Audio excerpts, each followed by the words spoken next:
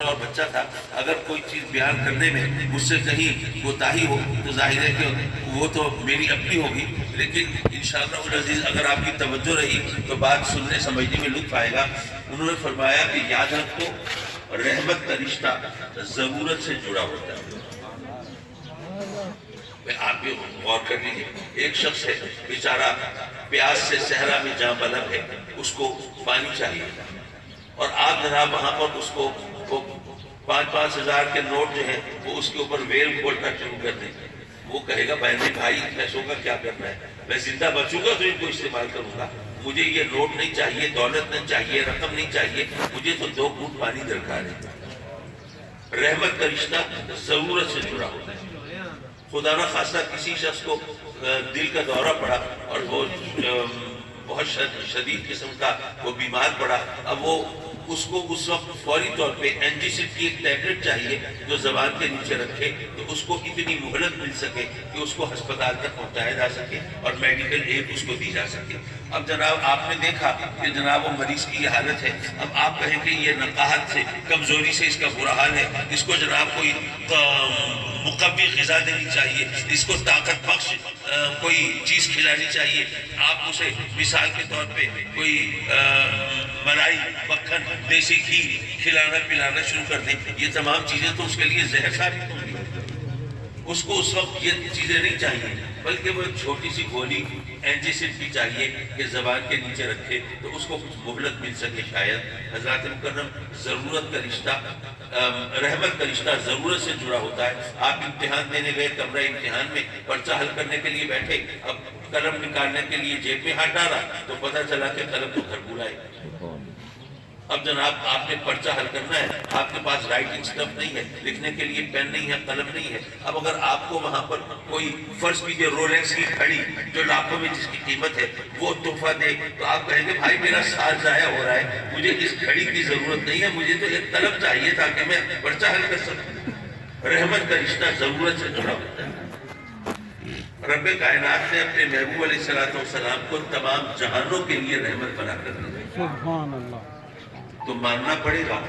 آپ ذرا سوچئے، جیسے میں نے پہلے مثال دی اسی مثال کو آگے لے کے چلوں تاکہ وقت بچایا جا سکے، اور وقت کے دامن میں ویسے بھی گنجائش کم نظر آ رہی ہے۔ حضرات محترم، کوئی دل کا مریض ہے، بیچارے کو دل کا دورہ پڑا ہے، اب آپ کو پتہ ہی نہیں کہ دل کا مریض ہے تو آپ اس کے لیے رحمت کا سامان کیسے کر سکتے ہیں؟ تو پتہ یہ چلا کہ آپ جس کے لیے رحمت کا سامان کرنا چاہتے ہیں اس کی کیفیت کا علم ہونا چاہیے، آپ کو کس چیز کی ضرورت ہے۔ آقا کریم کو اگر رب کائنات نے تمام جہانوں کے لیے رحمت بنا کر بھیجا تو ماننا پڑے گا میرے آقا کریم جانتے ہیں تمام جہانوں کو کس کس چیز کی ضرورت ہے۔ سبحان اللہ۔ اچھا، پھر اسی مثال کو آگے لے کے چلے، جناب دل کا مریض ہے، اس کو دوا چاہیے، اور آپ کو پتہ ہے دل کا مریض ہے، اس کو یہ دوا چاہیے، لیکن وہ دوا آپ کے پاس ہے ہی نہیں، تو آپ کیا کر سکتے ہیں اس کے لیے؟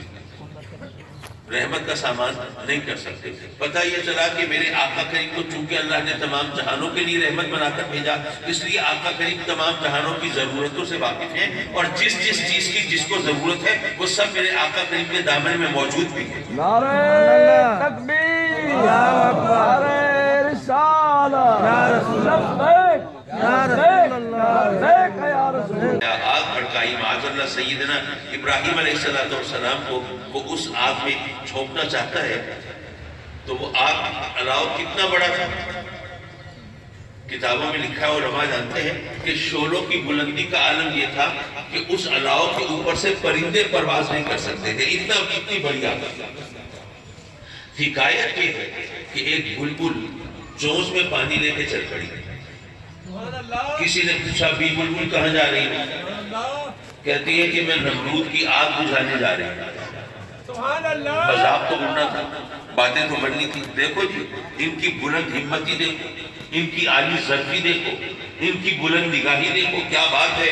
وہ آگ جہاں پانی کے حوض میں پلٹ دیے جائیں اور پتہ نہ چلے، یہ اس آگ کو بجھانے کے لیے چونچ میں پانی لے کے جا رہی ہے۔